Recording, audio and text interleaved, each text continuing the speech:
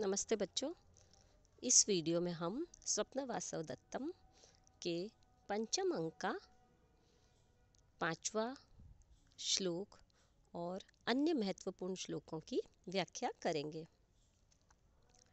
5वां श्लोक है स्मरामि अवंति अधिपतेः सुतायाः प्रस्थान काले स्वजनं स्मरन्त्यः वाष्पं प्रवृत्तं नयन अंतलग्नं स्नेहात् मम एव उरसि पातयन्त्यः। अन्वय है प्रस्थान काले स्नेहात् स्वजनं स्मरन्त्यः प्रवृत्तं नयन अंतलग्नं वाष्पं मम एव उरसि पातयन्त्यः अवंति अधिपतेः सुतायाः स्मरामि। प्रस्थान काले, ये श्लोक राजा विदूषक को कहते हैं कि मित्र, तुम जो कथा कह रहे हो वो मुझे बिल्कुल रुचिकर नहीं है, लेकिन मेरा उसमें दिल इस तरह से रख रहा है कि यह कथा जो है वो मुझे स्मरण हो आ रही है कि उस समय जब वो प्रस्थान कर रहे थे, यानी चलते समय, कहाँ से?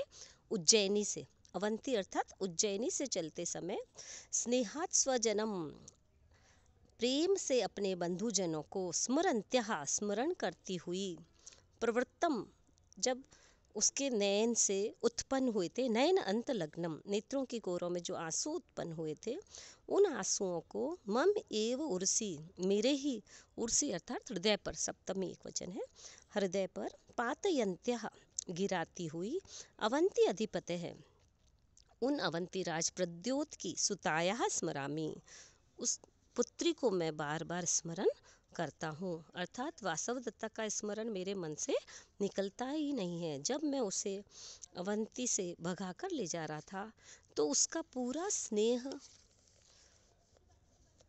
उसके परिवार के प्रति उसके अश्रुओं के रूप में छलक आया था। तो ये जो कथा है, ये प्रतिज्ञा योगंधरायण, जो भास का ही एक रूपक है, जिसका प्रकार है प्रकरण, उस कथा के अनुसार योगेंद्रन की जो योजना थी उसके अनुरूप प्रद्योत द्वारा बनाए गए महाराज उदयन और वासवदत्ता जब वहाँ से भागे थे, तब उस समय उसका मन अपने बंधुजनों की याद के कारण अश्रुओं से भर आया था, और वही स्थिति राजा को आज तक स्मरण हो रही है। तो ऐसा उज्जैनी की कथा कहने से उसको उज्जैनी का स्मरण हो आता है। इस पद्य के प्रथम चरण में उपेंद्र वज्रा और तीनों चरणों में इंद्र वज्रा होने से संकर उपजाति छंद है, और वासवदत्ता का पूर्वकालीन स्मरण किए जाने से स्मरण अलंकार और वर्ण साम्य से अनुप्रास अलंकार है। शब्दों के माध्यम से चूंकि कवि ने काफ़ी सुंदर संरचना करी है, और इसलिए यह सुंदर पद्य जो भास का कहा जा सकता है कि वैसे तो भास की सबसे सुंदर रचना स्वप्न वासवदत्तम ही है, और उसी का ये पद्य आकृष्ट करता है। चूँकि वीणा सिखाते समय वासवदत्ता उदयन के प्रति आकृष्ट हो जाती है, और एक दूसरे से आकृष्ट होने के कारण वो दोनों आपस में विवाह करना चाहते हैं, परंतु राजा प्रद्योत यानी वासवदत्ता के पिता ऐसा नहीं चाहते हैं, इसलिए उन्हें वहाँ से भागना पड़ता है, और यह उन कार्य का संपादन उनका प्रधानमंत्री योगंधरायण करता है, इसलिए उस रूपक का नाम प्रतिज्ञा योगंधरायण रखा गया। व्याकरण के रूप में आप लिख सकते हो अवंत्या अधिपते है, अर्थात अवंत्या अधिपति तस्य है तो तृतीया तत्पुरुष समास, नयन अंत लग्नम, नयनयोः अंतो अर्थात नयन अंतो, तयोः लग्नम, इसमें षष्ठी और सप्तमी तत्पुरुष दोनों दिखाई पड़ते हैं। इसी अंक में कुछ जो और महत्वपूर्ण श्लोक हैं वह है बहुषु उपदेशेषु यया माम ईक्षमाणया हस्तेन शस्त्रकोणेन कृतम आकाशवादितम, बहुशः अपि उपदेशेषु माम ईक्षमाणया मया शस्त्रकोणेन हस्तेन आकाशवादितम कृतम। राजा और विदूषक से कहते हैं कि जब वीणा बजाने के सिखाने के अवसर पर मुझको वह तन्मय होकर देखने वाली वासव दत्ता के द्वारा जब माम ईक्षमाणया यानी मुझे तन्मय होकर देखने वाली वासव दत्ता के द्वारा हाथ से ससमय मिजराब गिर जाने, जो वीणा बजाने का साधन होता है वो मिजराब गिर जाने के कारण अनेक बार शून्य में ही वीणा को बजाया गया। कहने का यह तात्पर्य है कि वह उदयन को देखते देखते इतनी मग्न हो जाती थी कि उसके हाथ से वो वीणा बजाने का मिजराब गिर जाता था और वह उंगलियों से वह वीणा बजाती रहती थी। अर्थात जिस समय मैं उस वासव दत्ता को वीणा सिखाता था तो वह मुझे एकटक दृष्टि से देखा करती थी।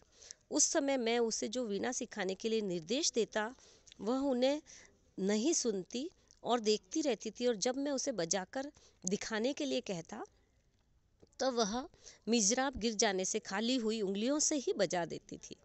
वह केवल मुझे ही देखती रहती थी, उसे ध्यान ही नहीं रहता था क्योंकि वह मुझ में अत्यधिक आसक्त थी।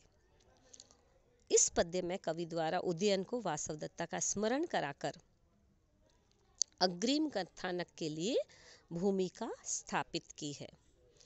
और यहाँ भी शब्दों द्वारा कवि ने सजीव चित्र अंकित किया है। ईक्षमाणा में ईक्ष धातु, शानच और टाप स्त्रीलिंग में है ईक्षमाणा, क्योंकि यह वासव दत्ता के विशेषण के रूप में लिखा गया है। इस अंक में और भी अनुष्टुप छंद के उदाहरण हैं जो महत्वपूर्ण है। उसमें से एक और यह है, यो अयम संत्रस्तया दिव्या तया बाहुर्निपीडितः स्वप्ने अपि उत्पन्न संस्पर्शो रोमहर्षम न मुंचति। अर्थात राजा विदूषक से कहता है कि हे मित्र, देखो कहीं मैं किसी के द्वारा देख न ली जाऊं, इस भय से डरी हुई वासव दत्ता के द्वारा हाथ से पकड़ी गई मेरी भुजा उसके हाथ के स्पर्श से उत्पन्न हुए रोमांच को नहीं त्याग पा रही है। यानी मैं आज भी यही महसूस कर रहा हूँ कि वासव दत्ता ने मुझे स्पर्श किया है, इसलिए निश्चित ही वो मुझे स्पर्श करके जो स्वप्न में नहीं गई है अपितु वो निश्चित रूप से मुझे स्पर्श करके गई है, और वह वासव दत्ता ही थी, अन्य कोई और नहीं था।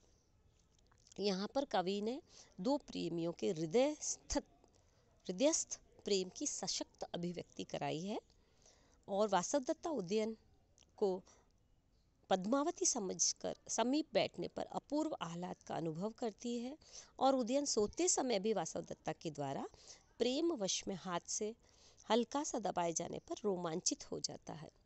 इस सारे प्रसंग से वासव दत्ता के पारस्परिक प्रेम की अभिव्यंजना हो रही है।